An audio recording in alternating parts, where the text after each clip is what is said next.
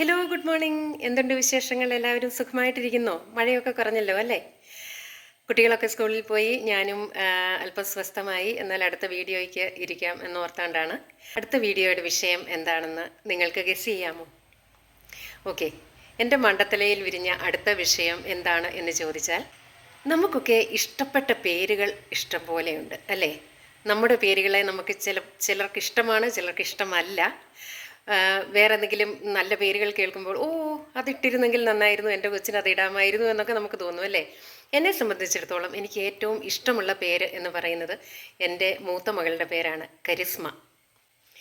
Charisma എന്ന് പറയുമ്പോൾ കരിഷ്മ എന്ന് ഉച്ചരിക്കാനാണ് മിക്കവർക്കും താല്പര്യം. കാരണം അതാണല്ലോ നമ്മൾ കേട്ട് പഴകിയിരിക്കുന്നത്.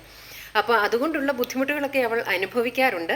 അവളെ കരിസ്മ എന്ന് ശരിയായിട്ട് വിളിക്കുന്നവർ 100-5 പേര് കാണും, അത്രയേ ഉള്ളൂ. സ്പെല്ലിങ് കണ്ട് വിളിക്കുന്നവർ ചരിസ്മ, ചൈസമ്മ എന്നൊക്കെ വിളിക്കാറുണ്ട്. എന്ന് പറഞ്ഞാലും അവൾക്ക് ആ പേരിഷ്ടമാണ്, എനിക്കും ഇഷ്ടമാണ്.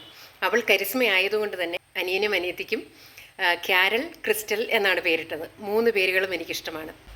അവൾക്ക് ആദ്യം ഞാൻ ഉദ്ദേശിച്ചിരുന്ന പേര് സ്മൃതി എന്നായിരുന്നു. പക്ഷേ അതിന് ജനസമ്മതി പോരായിരുന്നു. അതുകൊണ്ട് അത് അവൾക്കിട്ടില്ല.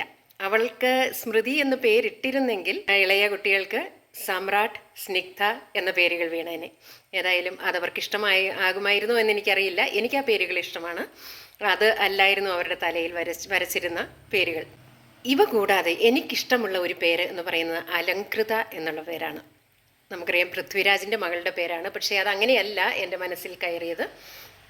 അതിനും മുൻപേ ഞങ്ങളുടെ സ്ഥലത്തിന് തൊട്ടടുത്തുള്ള ഒരു ബൊട്ടീക്കിൽ അതിൻ്റെ പേര് അലങ്കൃത എന്നായിരുന്നു. അങ്ങനെയാണ് ആ പേര് എൻ്റെ മനസ്സിൽ കയറിക്കൂടിയത്. ആ പേര് എനിക്ക് ഭയങ്കര ഇഷ്ടമാണ്. അപ്പോൾ ഇന്നത്തെ ചോദ്യം, നിങ്ങൾക്കിഷ്ടമുള്ള പേര്, ഏറ്റവും ഇഷ്ടമുള്ള പേര് ഏതാണ്? പേര് അല്ലെങ്കിൽ പേരുകൾ, അത് കമൻ്റായിട്ട് ഈ വീഡിയോയ്ക്ക് താഴെ ഇടുക. നമുക്ക് ഈ വീഡിയോ ഒരു റെഫറൻസ് ലിസ്റ്റാക്കി ഒരു സമ്മാനമായിട്ട് കൊടുക്കാം പുതിയ പേരൻസിന്. അവർ കുട്ടികൾക്ക് പേരിടുമ്പോൾ നമ്മുടെ ഈ വീഡിയോ കണ്ട് പുതിയ പുതിയ പേരുകൾ കണ്ടുപിടിക്കട്ടെ. അപ്പോൾ എല്ലാവരും കമൻറ്റുമായിട്ട് വന്നോളൂ. അടുത്ത ഒരു വീഡിയോയുമായി നിങ്ങളുടെ അടുത്തെത്തുന്നത് വരെ this is Silvy signing off. Tata.